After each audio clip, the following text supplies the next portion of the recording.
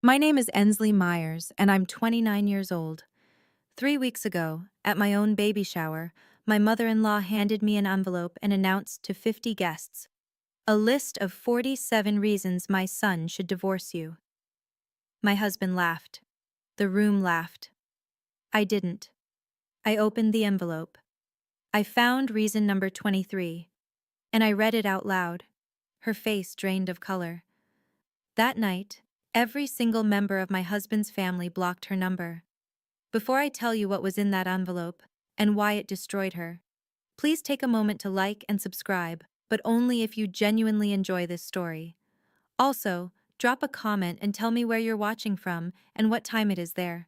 I love reading those. Now, let me take you back 4 weeks, to the night my mother-in-law started planning my humiliation. It was a Tuesday night, 10 o'clock. I was lying on the couch with my swollen feet propped up on a pillow. 7 months pregnant, and every part of me ached. Ryan was on the phone with his mother. Again. I could hear Patricia's voice through the speaker, sharp, efficient, like she was running a board meeting instead of discussing a baby shower. "I've got everything planned," she said.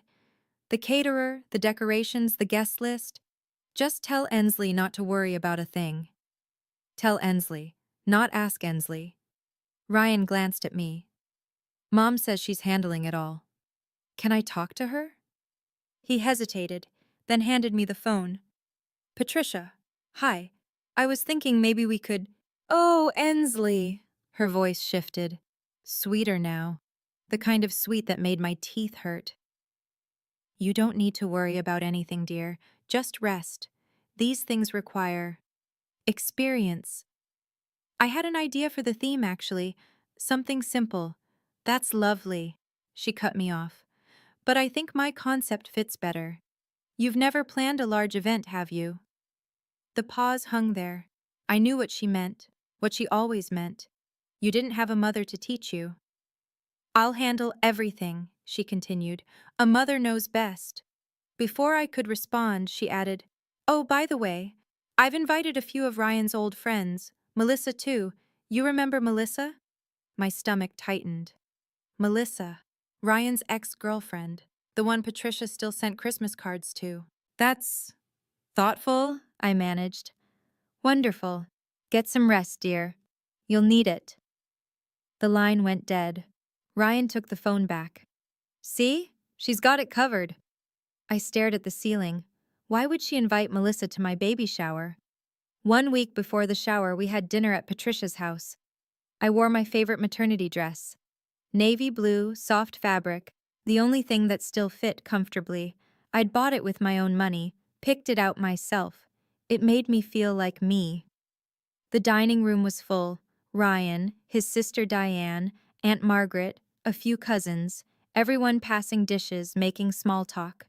Patricia sat at the head of the table. "Ensley," she said mid-conversation, loud enough for everyone to hear. "That dress is interesting." I looked down. "Thank you. Navy is tricky, though." She tilted her head. "Dark colors can make a woman look so heavy, especially when she's carrying." The table went quiet. "I'm comfortable in it," I said. "Of course you are," she smiled. "Comfort is important. I just think, if your mother were here, she might have mentioned that." The silence stretched. Aunt Margaret's fork paused mid-air. Diane stared at her plate. Ryan cleared his throat. "Mom, come on!" But he didn't finish. He never finished. I kept my smile in place. "I appreciate the advice, Patricia, but I'm comfortable with who I am." She blinked, then laughed, light, dismissive. "Of course, dear." After dinner, I was washing my hands in the bathroom when Diane slipped in. "Hey." She closed the door behind her. "I'm sorry about her. I know she's been difficult." I met her eyes in the mirror. "It's fine." "It's not." Diane bit her lip. "Listen, there's something I need to tell you, but not here." "What do you mean? Can we meet tomorrow? Just us?" The urgency in her voice made my chest tighten. "Okay," I said. "Tomorrow." She nodded once, then left. What did Ryan's sister know that I didn't? We met at a coffee shop the next morning. Diane was already there when I arrived, stirring a latte she hadn't touched. She looked nervous. That made two of us. "Thanks for coming," she said as I sat down. "You're scaring me a little. What's going on?" Diane took a breath. "I work at First National, you know that. I handle transactions for the branch." I nodded. "Last week I was processing account reviews, routine stuff." She paused. "I came across a withdrawal from your joint savings, yours and Ryan's." "Okay." $11,000, Ensley. The number hit me like cold water. That's not right. Ryan didn't mention any withdrawal. "Because he didn't make it." Diane's voice dropped. "The authorization came through a linked account, someone with secondary access." "Who has secondary access to our savings?" She looked at me, and I knew. "Ryan added her years ago," Diane said quietly. "Before you were married. For emergencies, he said." "Patricia took $11,000 from our account?" "She didn't take it officially. She transferred it through the linked access." Diane slid a piece of paper across the table. "Here's the statement. The date matches her new antique collection she's been bragging about." I stared at the numbers. Black and white. Undeniable. "Why are you telling me this?" Diane met my eyes. "Because it's wrong, and you deserve to know." I folded the paper carefully, slipped it into my purse. "Does Ryan know?" "I don't think so." $11,000. Gone. Without a word to either of us. "What are you going to do?" Diane asked. I didn't answer. Because I didn't know yet. But I knew one thing. I wasn't going to pretend this was okay. That night, I waited until Ryan got home. "Can we talk?" He dropped his bag by the door. "Sure. Everything okay?" "Did you know your mom has access to our savings account?" He paused. "Yeah. I added her years ago, before us." "Emergency access. Why?" "Check the balance." He pulled out his phone, opened the banking app. I watched his face change. "What the? There's 11,000 missing." "I know." "How do you know?" "Diane told me. She saw the transaction at work." Ryan stared at the screen. Then he called his mother. I listened to his side of the conversation, the confusion, the questions, and then the shift. "She says she borrowed it," he said, hanging up, "for my birthday gift. She was going to pay it back." "Borrowed." I let the word sit there. "Without asking." She said it slipped her mind to mention it. $11,000 slipped her mind? "Ensley." He rubbed his face. "She said she'll pay it back. Let's not make this a big deal. You know how she gets." There it was. The phrase I'd heard 100 times. You know how she gets. Translation: don't upset her. Don't challenge her. Keep the peace. "Ryan, she took money from our account, without permission. That's not a misunderstanding. She's my mother. And I'm your wife." He sighed, looked at the floor. "Please," he said quietly. "Just don't bring this up at the baby shower. I don't want drama." I stood there, 7 months pregnant, holding proof his mother had stolen from us.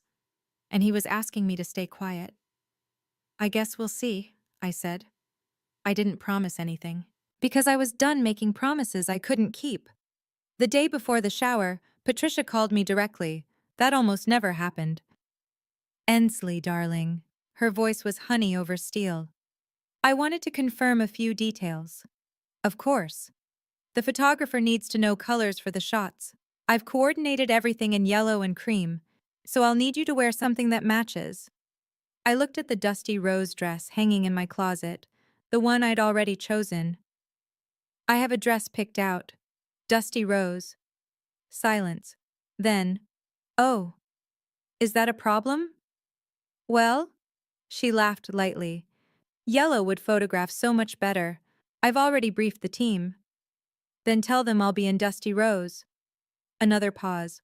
Longer this time. "Of course, dear." The sweetness curdled.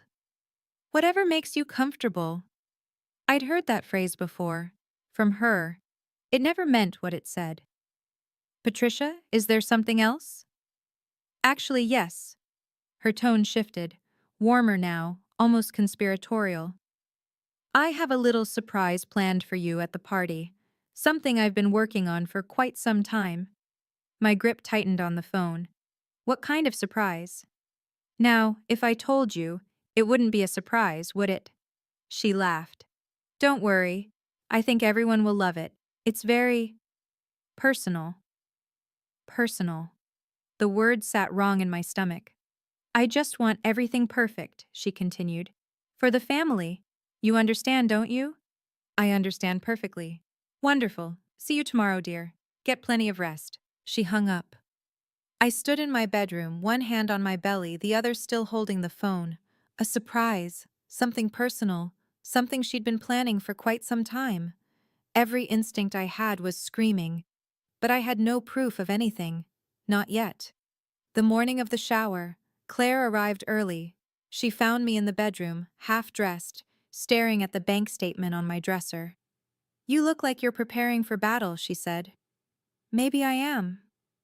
Claire sat on the edge of the bed. We'd been friends since college.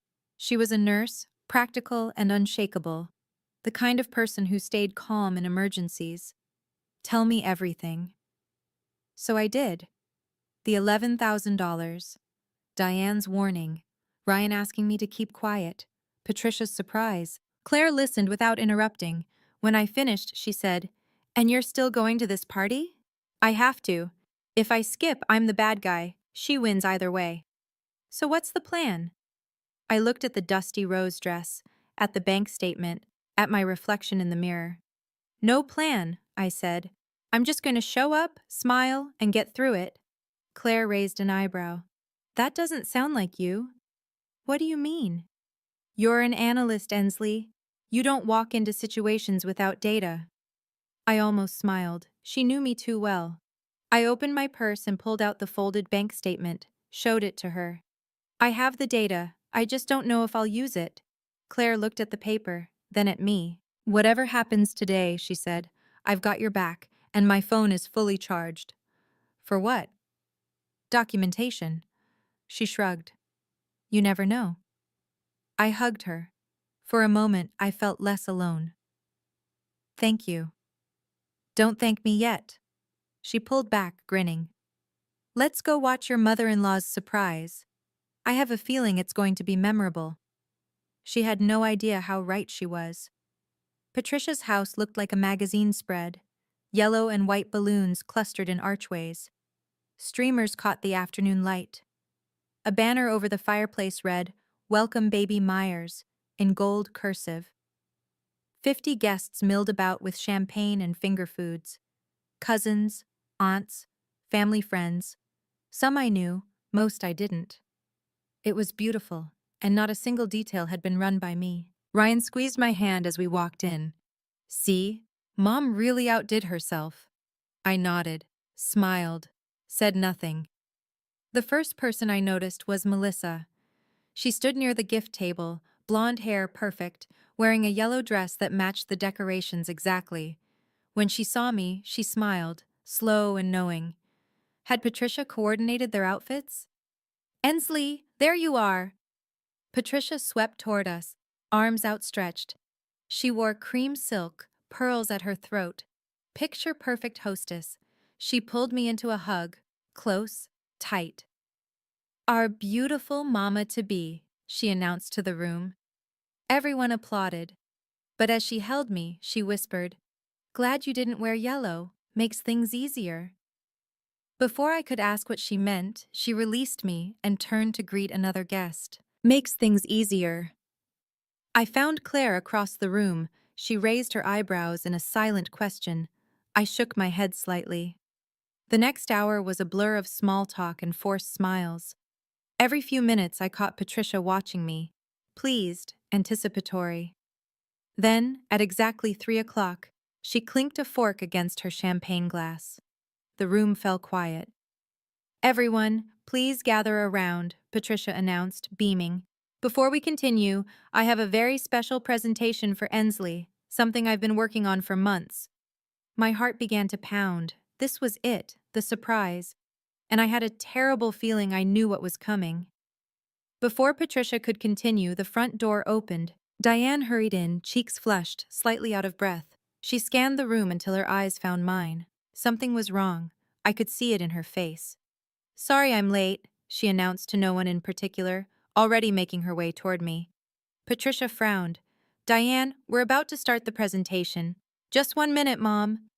Diane reached me, took my elbow, and guided me toward the window, away from the crowd. "What's going on?" I whispered. "I heard Mom on the phone last night." Diane's voice was barely audible. "She was talking to Aunt Ruth about some list. I don't know what it is, but she sounded excited. In a bad way." My mouth went dry. "What kind of list?" "I don't know. But whatever she's planning, be careful." I glanced back at Patricia. She was watching us, smile fixed in place, eyes sharp. "Diane, listen to me." Diane gripped my arm. "If anything happens, remember what you have. The bank statement. That's not nothing. You think she'd actually— I don't know what she'll do, but I know my mother." Diane's jaw tightened. "She thinks she's untouchable. She thinks no one will challenge her in public." "What if she wrote something down? Something incriminating?" Diane's eyes widened slightly. "Then she just handed you the weapon." "Diane! Ensley!" Patricia's voice cut through. "We're waiting, ladies." Diane squeezed my hand once. "I'll be right here." She stepped away. I walked back to the center of the room where 50 pairs of eyes watched me. Patricia smiled, and I realized, whatever was in that envelope, Patricia had no idea what she'd actually written. Time to find out. As I moved through the crowd, a hand caught my wrist. Aunt Margaret. She was seated on the sofa near the window, champagne untouched beside her. Ryan's aunt had always been quiet at family gatherings, observing, never speaking. "Sit with me a moment," she said. I sat. "How are you holding up, sweetie?" "I'm fine, just tired." She studied my face. "I've known Patricia for over 30 years, since she married my brother." "I didn't know that." "Most people don't." Margaret glanced across the room, where Patricia was arranging something near the gift table. "She's never liked anyone who doesn't follow her rules." "Did she treat you like this too?" Margaret's smile was thin. Worse, but I didn't have proof. I felt the weight of the bank statement in my purse. "Do you?" she asked quietly. I didn't answer, just held her gaze. Margaret nodded slowly. "Good. Keep it close." "Why are you telling me this?" She was silent for a moment. When she spoke, her voice was heavy with something old. "Years ago, Patricia convinced my brother I was stealing from the family. I wasn't." Her eyes glistened. "But I couldn't prove it, and Richard died believing her lies. I'm so sorry." "Don't be sorry. Be smart." She squeezed my hand. "If she tries anything today, don't let her win with silence. Silence is how she's won for 30 years. Everyone, gather around." Patricia's voice rang. Margaret released my hand. "Go. And remember what I said." I stood, walked toward the center of the room. 50 guests formed a semicircle. Ryan stood near his mother, smiling, oblivious, and Patricia held a white envelope. The room fell silent. This was it. "Okay, I need to pause here for a second. If you're as invested in this story as I was living through it, drop a comment and tell me, what would you do if your mother-in-law handed you an envelope like this? Would you open it in front of everyone? Would you walk away? I'm genuinely curious.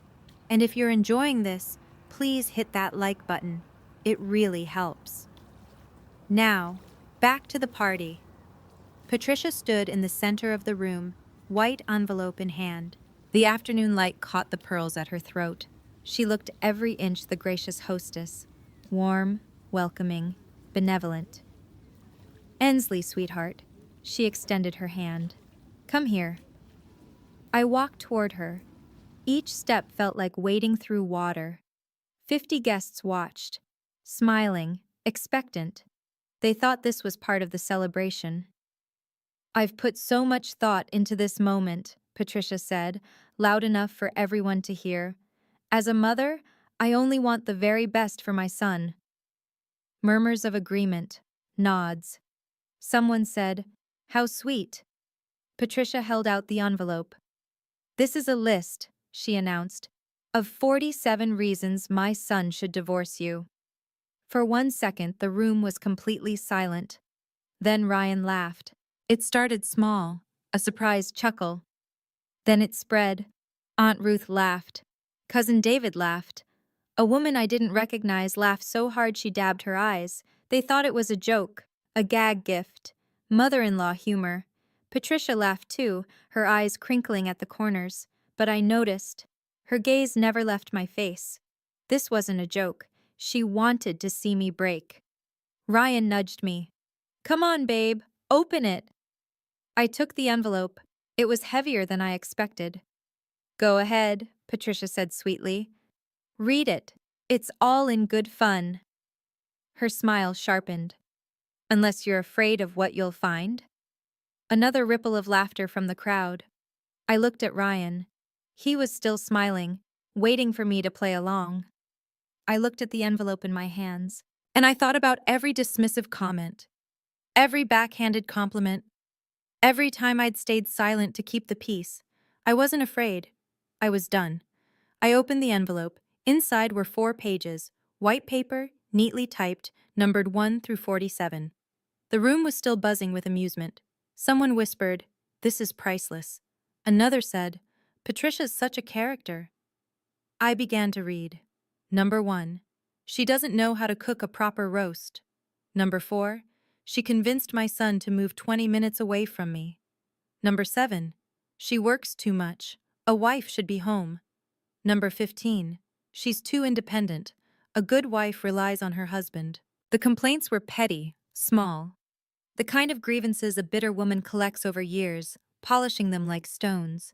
But I kept reading. Number 19. She didn't invite me to her doctor's appointment. Number 21. She won't let me decorate the nursery. And then I reached number 23. I read it once, then again. My heart stopped. "Well?" Patricia's voice broke through. "Anything interesting?" I looked up, met her eyes. Around me, 50 people waited. Claire stood in the corner, phone in hand. Diane hovered near the door, pale. Aunt Margaret watched from the sofa, hands folded. Ryan was grinning. "Come on, read some out loud. This is hilarious." Patricia tilted her head. "Yes, dear, share with the class." I looked at the words one more time. Reason number 23. She doesn't even know I accessed their joint bank account to withdraw money for Ryan's birthday gift. Proof she doesn't pay attention to their finances. She'd written it down. Patricia had actually written down her own confession, and she had no idea. I lifted my head. "May I read this one out loud?" Patricia's smile widened, triumphant. "Of course, dear. Whichever one you like."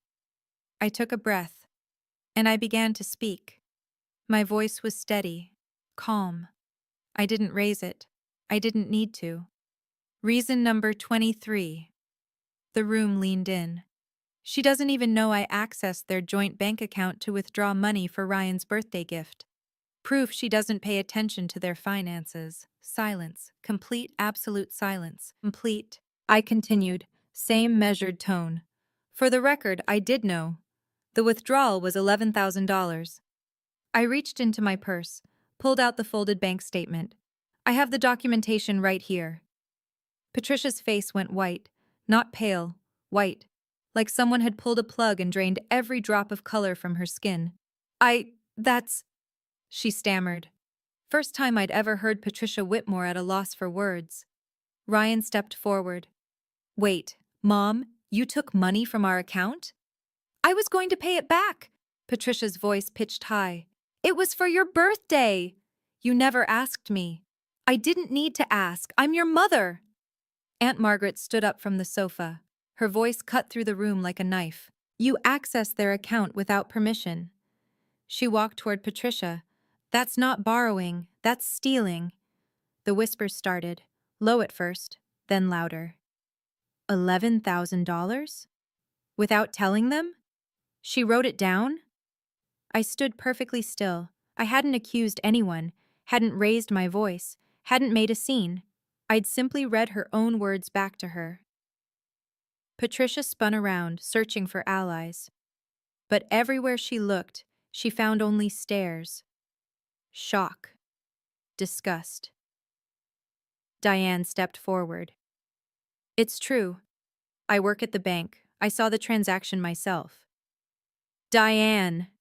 Patricia's voice cracked. You're siding with her? I'm siding with the truth, Mom. The room erupted. Everything happened at once, voices overlapped, questions fired from every direction. How long has this been going on? Did Ryan know? Is this why she's been so hostile? Patricia stood frozen in the middle of the chaos, mouth opening and closing like a fish pulled from water. Aunt Margaret wasn't finished. This isn't the first time, is it, Patricia? The room went quiet again. Margaret walked closer. 30 years of silence burned in her eyes.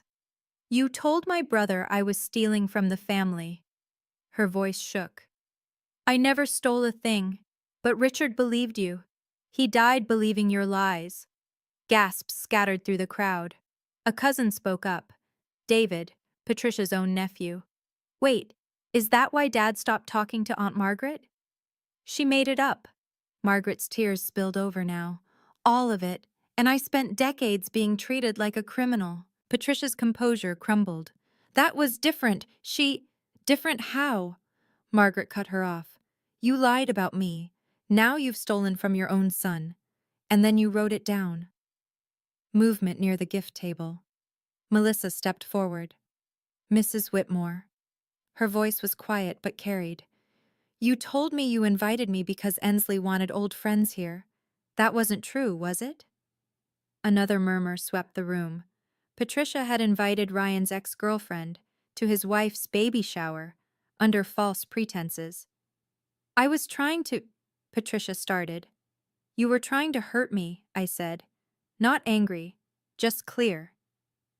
You've been trying to hurt me since the day we met. I held up the list. These are your words, Patricia, not mine. All 47 of them. She had no response. For the first time in 30 years, Patricia Whitmore had nothing to say.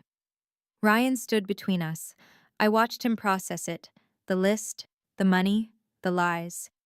Years of conditioning cracking like ice under sudden weight. Patricia reached for him. Ryan, honey, you know I only did this because I love you. She's changing you. She's taking you away from me. Mom, his voice was rough. I was trying to protect you. From what? He stepped back from her touch. From the woman carrying my child? She's not right for you. I've always known it. You took our money. The words came slow, like he was hearing them for the first time. You made a list to humiliate my wife. At her own baby shower, in front of our entire family. And you invited my ex-girlfriend. Melissa quietly slipped toward the door. Patricia's eyes darted around the room. Everyone's overreacting. This is just a misunderstanding. $11,000 isn't a misunderstanding. Ryan's jaw tightened. A 47-item list isn't a joke. I stayed silent. This wasn't my fight to win. It was his. He had to choose. The room held its breath. I think you should leave, Mom. Patricia's face crumpled. You're choosing her? Over your own mother? Ryan looked at me, at my belly, at the life we were building, then back at her. I'm choosing my family, the one I'm building, with her. Patricia grabbed her purse. Her hands shook.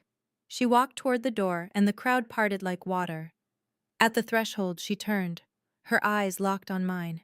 This isn't over, she said. I met her gaze without flinching. I think it is. The door slammed behind her. For a moment, No one moved. Then Aunt Margaret lifted her champagne glass. Well, that was 30 years overdue. The door's echo faded. 50 people stood in Patricia's perfectly decorated living room, surrounded by yellow balloons and streamers, trying to make sense of what just happened. Then, unexpectedly, someone laughed. It was Aunt Ruth, a small, shocked giggle that broke the tension.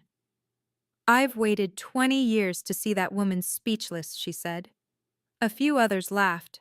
Nervous, relieved laughter. Diane crossed the room to me. "I'm so sorry about all of this. Are you okay?" I took a breath. Let it out. "I think I'm better than I've been in months." Claire appeared at my side, phone still in hand. She leaned in close.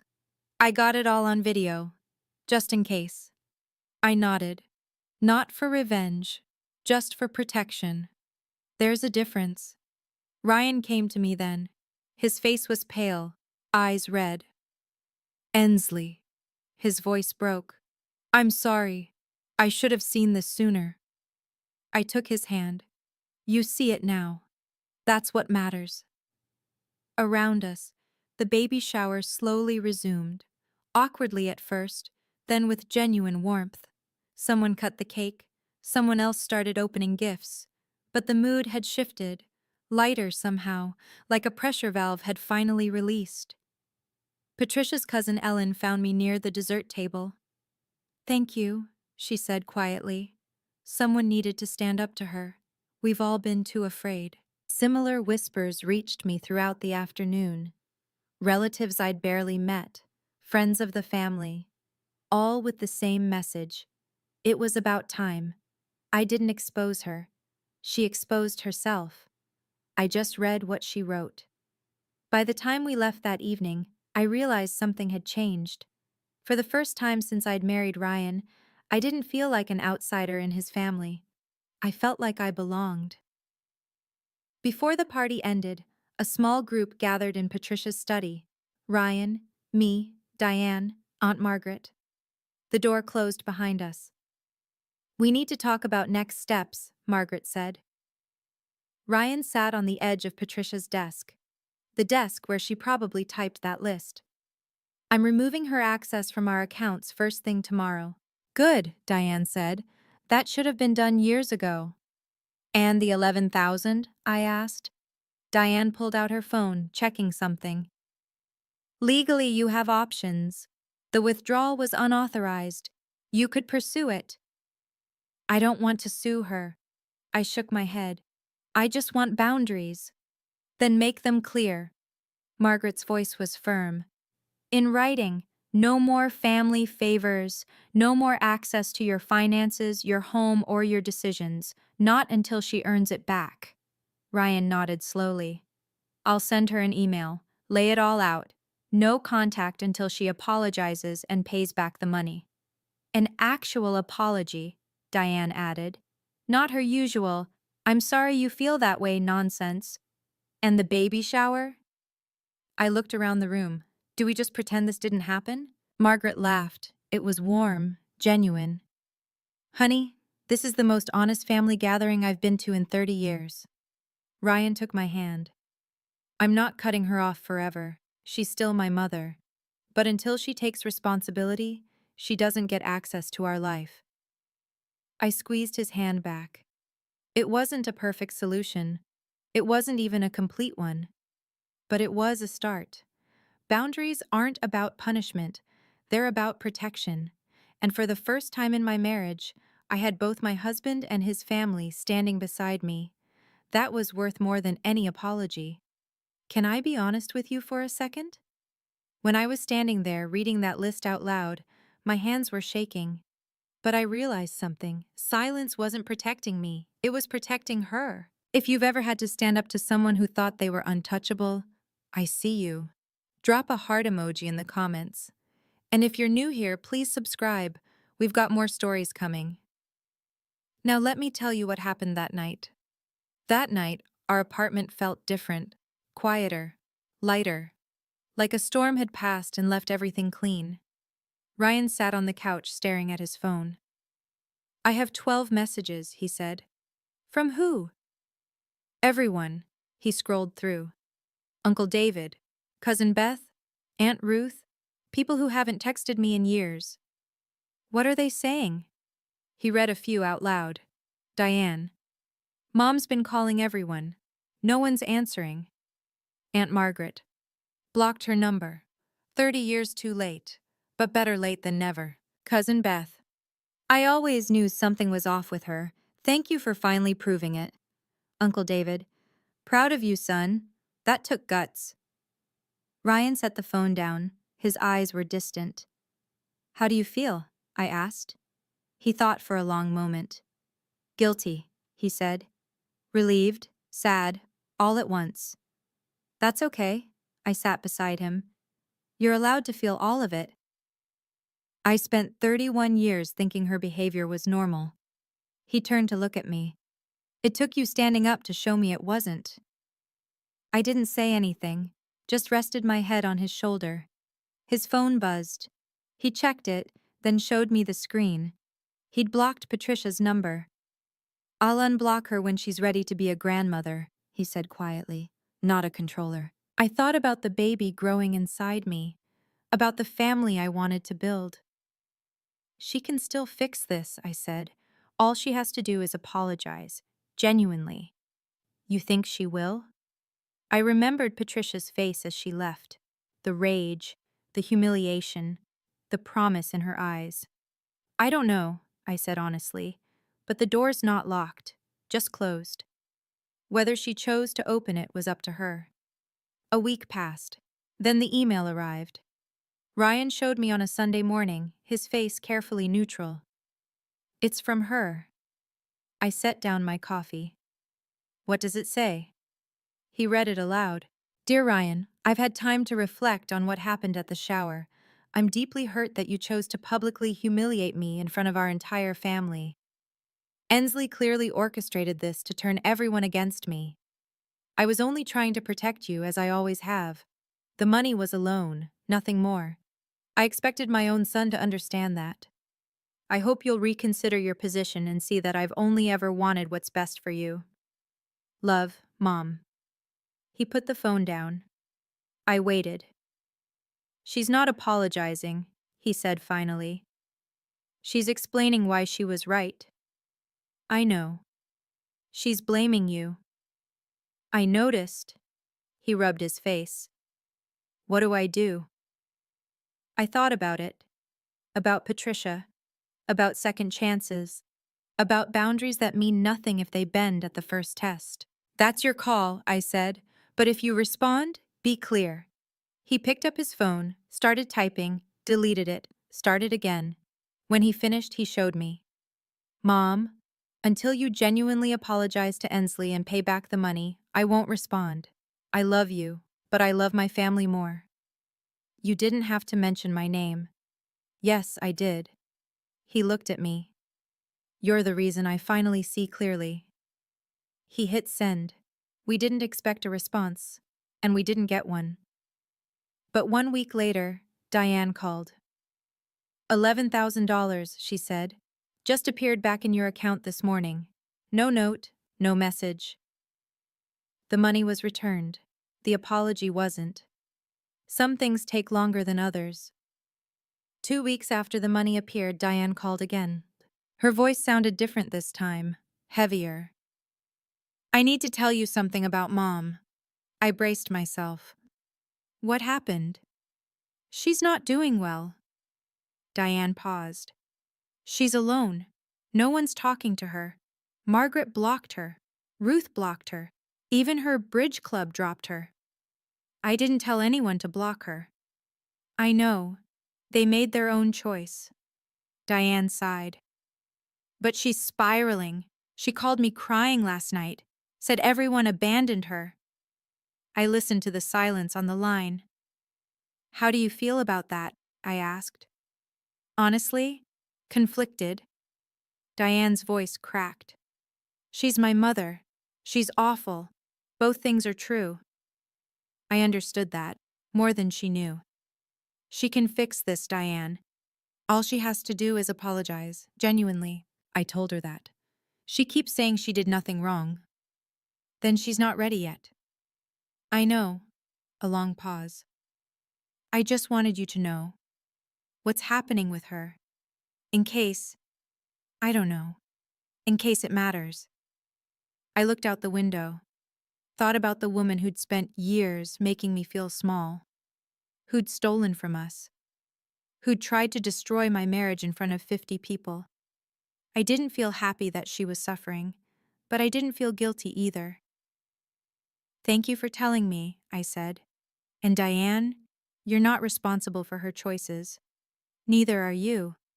I know. When we hung up, Ryan was watching me. How is she? Lonely, defensive, still not sorry. He nodded slowly. Maybe she never will be. Maybe. I placed my hand on my belly. But until she is, she doesn't get to be part of this. Our baby kicked, right on cue. Some boundaries protect more than one person. 3 months later, I gave birth to our daughter. We named her Lily. The delivery room was small but bright. Ryan held my hand through 18 hours of labor. Claire was there, off duty but refusing to leave. Diane arrived with flowers. Aunt Margaret brought a hand-knitted blanket. Patricia wasn't there. She still hadn't apologized. I held Lily for the first time, this tiny, perfect person, and felt the world shift on its axis. Everything that had happened before suddenly felt smaller, less important. This was what mattered now. She's beautiful, Claire whispered. Claire, she looks like you, Ryan said, tears on his cheeks. I looked at my daughter's face, at her tiny fingers, at the future stretching out ahead of her.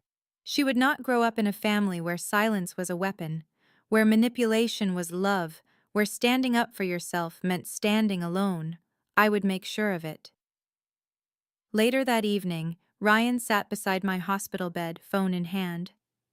I called Mom, he said quietly, told her about Lily. My heart clenched. What did she say? She cried, asked if she could see her.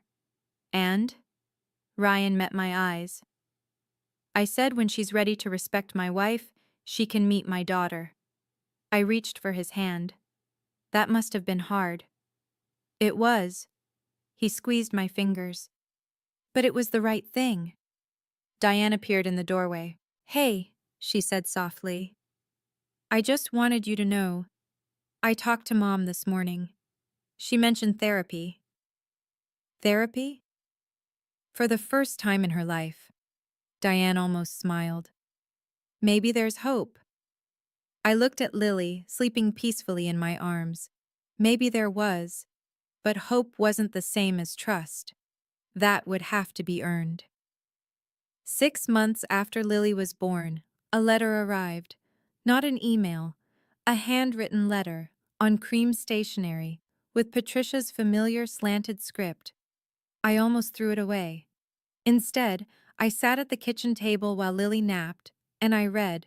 It was 2 pages long. She wrote about her childhood, growing up with a mother who never showed affection, learning that love meant control, and control meant safety. She wrote about losing her husband, Ryan's father, and how terrified she'd been of losing Ryan too. Then she wrote this. I convinced myself that if I could control everything around my son, I could keep him safe. But I was wrong. I wasn't protecting him. I was suffocating him. And I was cruel to you because you threatened the only kind of love I knew how to give. I'm sorry. Not sorry you feel that way. Not sorry if I hurt you. I'm sorry for what I did. For the list. For the money. For every time I made you feel like you weren't enough. You are enough. You always were. I was just too broken to see it. I read the letter twice, then a third time. Ryan came home to find me at the table, the pages spread before me. He read it in silence. When he finished, his eyes were wet. What do you want to do? I asked. He looked at me. What do you want? I thought about it.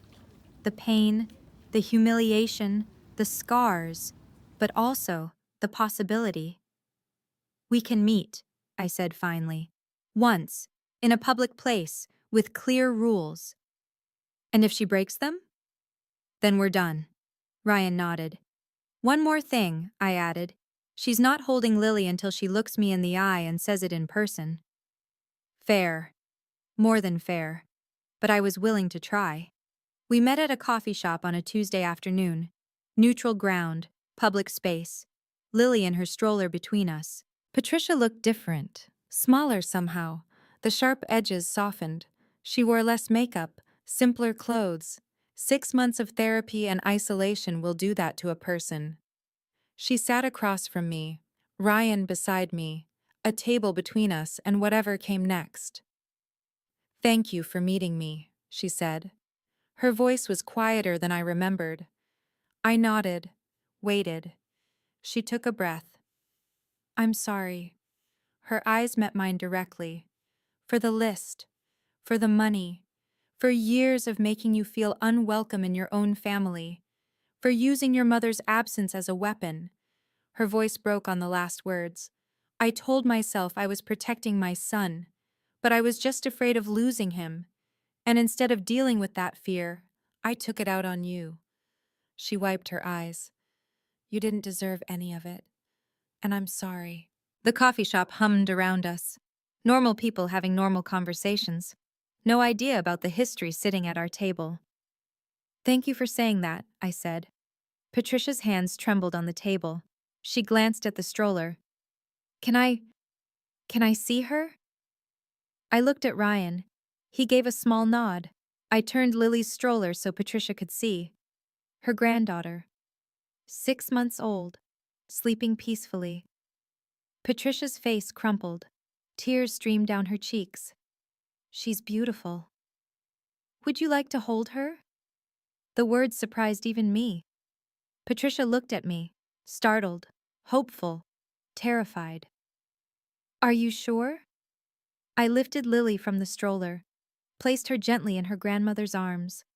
Patricia held her like something precious and fragile, which she was. I watched them together, the woman who had tried to destroy my marriage, holding my daughter.